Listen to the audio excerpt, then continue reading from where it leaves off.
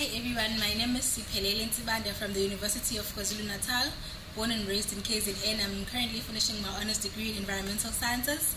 So basically my job is to keep the earth habitable for future generations. KwaZulu-Natal is very easy to say. It's never too hot and it's never too cold. It's the garden province, it's the place to be. Because of limited time, for geology I'm going to take the scenario of uKhahlamba Drakensberg Mountains. The bigger portion of the mountains are found in KZN.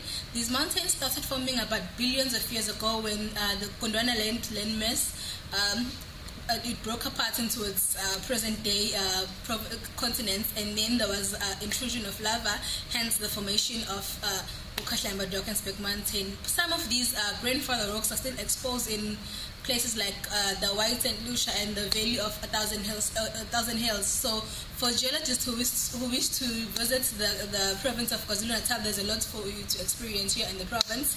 And some parts of the mountain range have been declared a national park by UNESCO, and this is the Maloti Part, which is a transfrontier park between KZN and Lesotho. The formation of the mountain stopped about 20 million years ago, hence the dominant processes are now erosion and weathering, then a formation of soil.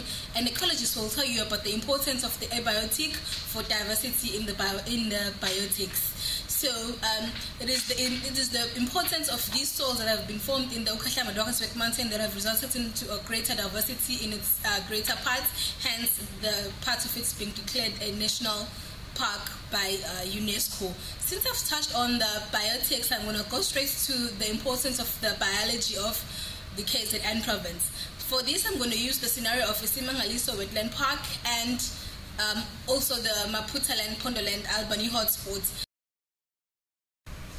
Okay, so I will start with the Maputaland Pondoland Albany hotspots, which was declared hotspot because of its very high diversity and remarkable ecosystems and high levels of endemisms. The diversity is so much for an area of its size. And also the Isimangaliso Wetland Park was declared a wetland of importance by UNESCO.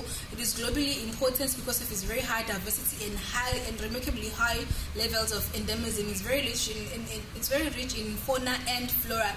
So for biologists and ecologists, everyone who wants to do research, this is the place. These are one of the places that you can visit in KZN. It is not only important for research though, also tourists can come to KZN and have the ultimate experience in also the Great St. Lucia, in the Great St. Lucia Park, Sodwana Bay, Kosi Bay. You can come to Ushaga Marine. We have a summer all year round, and don't you dare worry about the plants. They have acclimated to the conditions. All winter plants can still survive here. We have a very good diversity, but you can come and visit our beaches even in June, July when it is winter. You don't need to worry about your jackets. You can come visit the Valley of a Thousand Hills. You can come and see a lot of very good places for your ultimate South African experience here in KZN. Also, you can come and learn about our culture. We have a diversity of cultures. We do not only embrace and recognize Zulu culture, but we also respect a lot of other cultures. But because of time limits, I'm going to tell you a little bit more only about the Zulu culture.